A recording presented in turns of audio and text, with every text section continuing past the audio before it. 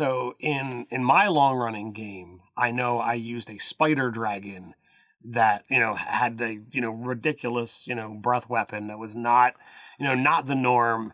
And like it was. I know what you're thinking, people. You're thinking, oh, spider dragon, its breath weapon was webs. No, that's not gross enough for Ted. It was freaking spiders.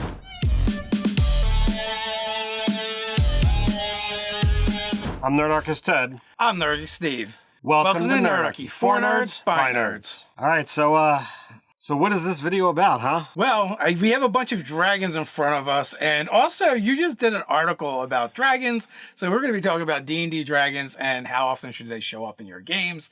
It's right in the name of it. I'm even running a poll over on Twitter to see, it should wrap up today or tomorrow, and then we'll see what the poll has to say about how often dragons are coming up in people's games. But I was kind of curious because they don't show up in our games that much. And also, you wrote the article, I take it because a bunch of dragons showed up, not in your game, but at your house. Indeed. So Whiz is always releasing new minis, sending some stuff my way to kind of talk about. A lot of times they go over to the website and write some inspirational posts based off of that. We have the adult gold dragon, which is absolutely gorgeous. It's stylized in very much the way the 5th edition D&D dragons are supposed to look. This one is quite cool because it's got an interchangeable head, so you can have a breath weapon. Or if the warrior or barbarian in your party decapitates it, you just pull the head right off. Pull the head right off, add it onto their mini. It's really cool. I love when they do stuff like that. There's also the Emerald Dragon, which I thought, was really fancy. Obviously, with the release of, Fizzbands, we need more. We got a whole new dragon type we need to get access to. And then from the, the release of the Mwangi Expanse from Pathfinder, we've got the Cloud Dragon here that's, I think, pretty darn fancy.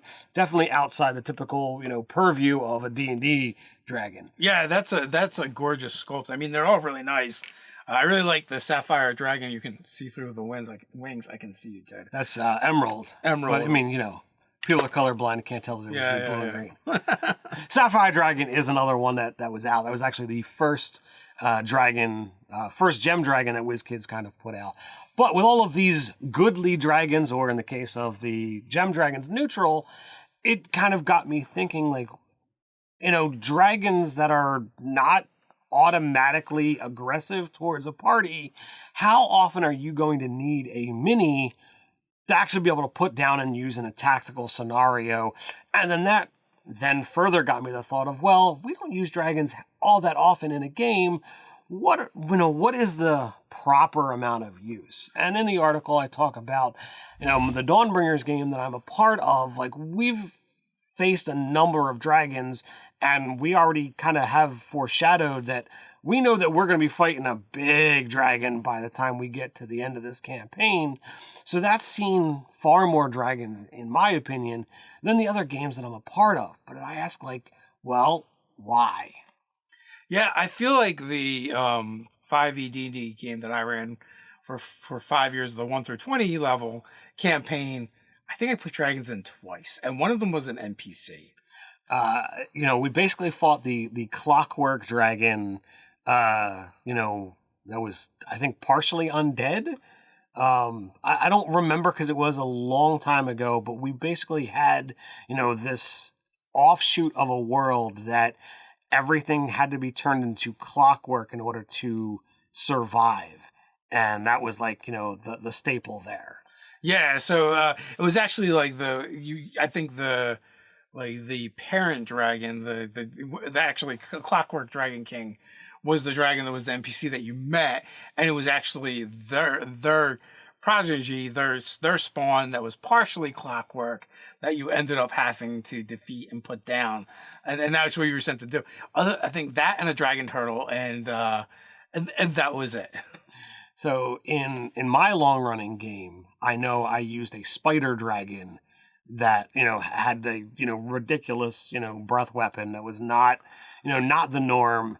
And like it was. I know what you're thinking, people. You're thinking, oh, spider dragon, its breath weapon was webs. No, that's not gross enough for Ted. It was freaking spiders.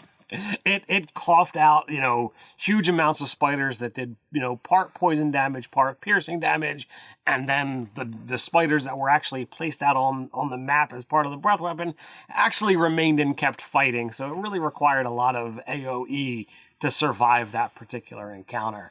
So that was my Spraggon, as I called it. I've got the stats, lingering around somewhere, but like a typical dragon, I haven't used, for, most of my 5e, if not all of my 5e campaign. I think when we did D&D in a castle, I did a green dragon for that because, come on, it's D&D in a castle. You got to fight a dragon, right?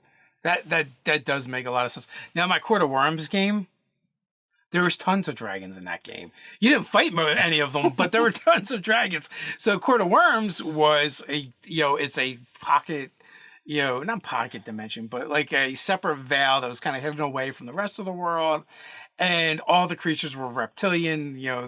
The main races were dragonborn and kobolds, but then all the other reptilian races as well are at the top of the hierarchy. Humans were at the bottom, and then other races weren't even there for the most part, and they were ruled by these celestial dragon emperors and empresses who, their main form was like a humanoid form, but they also had dragon forms that you guys really didn't see for the most part. But then you also had your mentor, Penjad, who you thought was just a dragonborn druid that turned out to actually be one of the dragons as well. Turned out to be, one of these celestial, creatures that, was in some way, shape, or form, an immortal thing. But like when we look at that campaign, that was definitely done to be like, look, how dragon can we do, this story? But when you factor things out into the greater picture of the world, like I have to ask like the core question of like, well, how rare are dragons? When we look at different ages throughout D&D, now in the early ages there were dragons galore and what have you, but in your current world, are dragons something that people are aware of as more like a myth? Are they commonplace and they're hunted for the value of not only their scales, their organs, but their treasure and all of this? Are they feared? What is the reason why people would want to kill them in the first place? Well, obviously, right, for their treasure. That is one of the main reasons I think people want to kill dragons more often than not. But you could also do other things like their hides could be super valuable and also far more rare than even the treasures that they have in their hoard. Maybe, if there are folks that make things out of their scales, out of their hides, that could be a thing. There could be trophy hunters as well. But then again, too, it's like, how, like you said, how well known are dragons in the world? Do people know where to find them? One of the challenges of hunting a dragon often is just getting to the dragon. And, the more inhospitable climates that they can survive in, the harder they are to get to. Think about the frozen lake or ocean you have to swim through in order to come up into the white dragon's lair.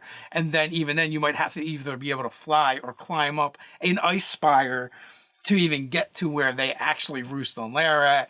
You could have the same problem with a gold or a red dragon, but in this case, it's lava instead of water. And you're not swimming through lava. I mean, even like if you somehow miraculously get the ability to, be immune to fire, I still don't think you can swim through lava. It's not the same. Whereas like dragons are larger, much more powerful beings. They do that. So it's utterly ridiculous, the things that dragons have the ability to do with their lairs. And the older they get, the more cunning, the more, absurd their lairs and getting to them can possibly be. Yeah, so I guess one of the hard things, too, is if you want to have a campaign with lots of dragons in it, like then you kind of have to figure out and explain, why don't the dragons just rule everything, right? Because if they're plentiful to come up in your campaign often, it doesn't make sense that they're these recluse creatures that are removed from the world, just waiting for adventurers to come take their stuff. If there's a bunch of dragons and adventurers would keep coming to try and take their stuff and murder them, I feel like at some point they're going to be like, all right, we need to do something about this and stamp this out. And that, definitely leads to, more problems, because dragons, for the most part, generally, even though they might be universally, good on this spectrum or evil on that spectrum, they still are dragons. They still are not typical mortal creatures that have the same purview that humans and humanoids would. They still have this, well, I am superior. So, like, when I look at a dragon encounter, I look at it as, okay, why would a dragon ever, just be like, all right, fine, I'm just going to sit here and fight to the end. So I have to think to myself, like, well, why would a dragon?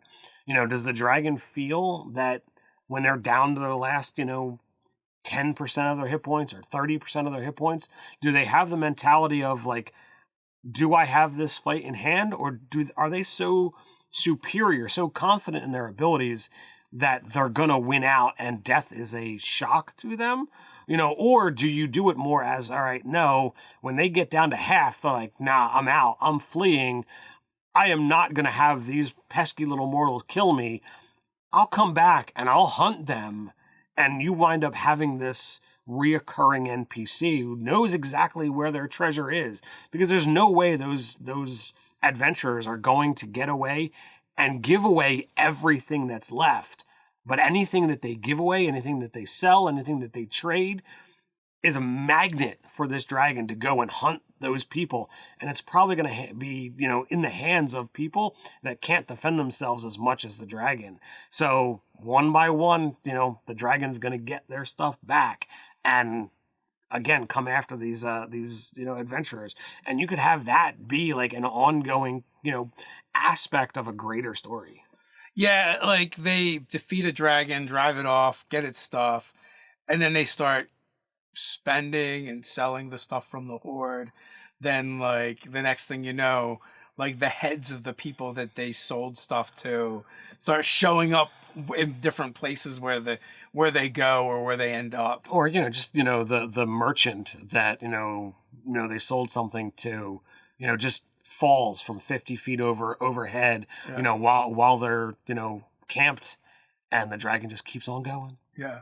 I mean, it could be even higher than that. Like, they may not, like, so high they don't even see it. They just hear this screaming for a while, yelling for a while, and then something plummeting towards them, and then in front of them. And, like, that, to me, that is the mentality of dragons. And when I get into that kind of mindset, it's like, I know these creatures are smart enough, strong enough, powerful enough to do that kind of stuff.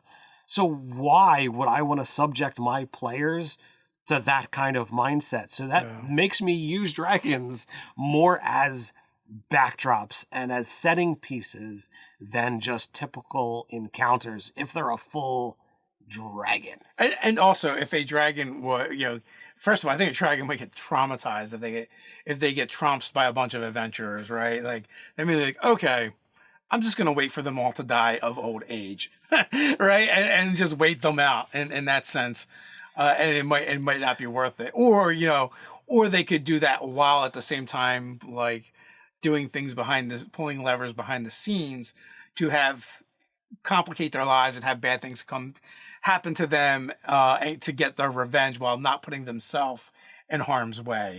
Yes, it's, all of those are great, logic pieces, something that can essentially live for ages.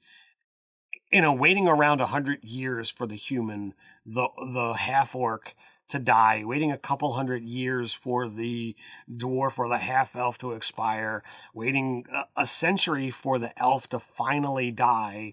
Like, that's a long time, but we're talking about creatures that are willing and able to play the long game.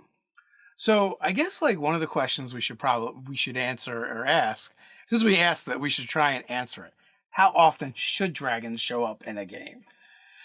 Well, I hate to play the this kind of card, but you get to use them as often as you like. I feel like, asking me, they need to become something special. It should never be a throwaway encounter if you're going to use a dragon. In the game that I was talking about, the Dawnbringers, we've fought a construct dragon, we have fought a black dragon, we've fought a white dragon, we fought an undead white dragon between the courses of the time that I was playing from level 5 to level 14. Technically 13, because we got to level 14 after the undead white dragon. And that to me is a lot. So over the span of nine levels, 4 fights against dragons, each one being incredibly memorable, I think that's a good fit. Well, that's the other thing, right? Is making sure that those combats are memorable. And if you use them too often, one of the problems is they might not be nearly as memorable, right? As if you use them sparingly. But, so I guess like that's one of the questions too. I think in the upcoming game, or in the game we're playing in now, I think I want to try and use dragons a bit more often. And now I want to test and like see like how often can I use a dragon.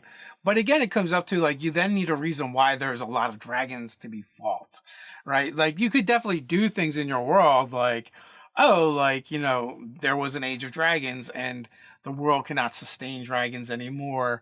It was too much. So the gods put them all to sleep, right?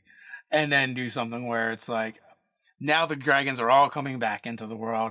Kind of like the War of the Lance with Dragonlance, right? Sure. All the evil dragons are coming back, so they're trying to bring back all the good dragons to fight the evil dragons. So you have to have a kind of like a reason why they're going to be there.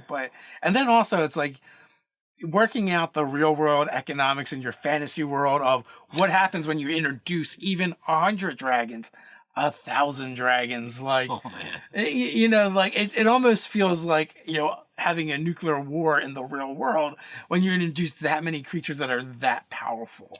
It's utterly crazy, but in a world like, Under the Dome, which is your post-apocalyptic game, if that's the one you're talking about, like, I think that there could be room for dragons when civilization is confined to these small pockets. Dragons have room to breathe and room to kind of quarrel with themselves and other things and carve out a territory.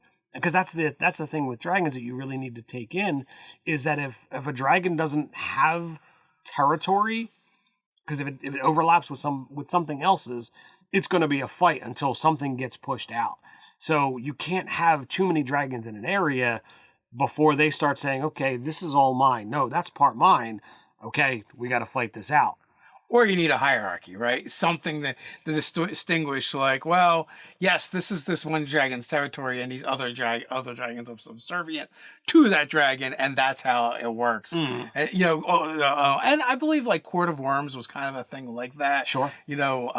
So you would have to introduce like dragon society kind of in your world in order to have many dragons that overlap their territories and regions, or like you said, it would be all out war between them. Is that the factor that keeps the dragon population down in your world? Is like you can't have too many of them together because they're going to fight and try and drive the other ones off. Also other dragons are always going to be seeking a dragon's horde. Like you can establish and build your own horde over centuries, or you can steal that guy's and murder that guy for theirs. That would be way easier. And that's one of those things that, definitely, creates problems is, dragons fighting other dragons. It's going to be a, big, bloody, brutal battle. And anything that happens to be in the area is going to take damage when the dragons are, forced to the ground. They unleash these massive breath weapons that can cover a swath of land, say goodbye to trees, say goodbye to animals, say goodbye to grounds, farms, buildings, what have you. I think a game with a lot of dragons in it might be like once per tier. Like, I think you could get away with that. It's like, and also it gives you the ability to kind of escalate the power of the dragon that Sure. gets faced. If you're talking purely about combat encounters. Right. Now, if you're talking about social encounters and exploration, you have a lot more room to introduce way more dragons into your game. Well, I guess like even in my first game, there were in that sense there were more dragons as well, because the place where the Dragonborn were from was another world, and it was ruled by a dragon emperor, as well as other and there were other dragon emperors in that world and other dragons in that world. But they were part of the nobility. They're aristocrats essentially, and ruled everything. They weren't really there to be fought. Right. Yeah, and I know, like, my untraditionally arcane game, I used, we've got the beard dimension in our world, based off of the ridiculous, product series on Beardomancy. So they actually encountered a beard dragon, and it was a dragon that, certainly wouldn't want to fight a red or a gold dragon being composed of, braided hair and whatnot.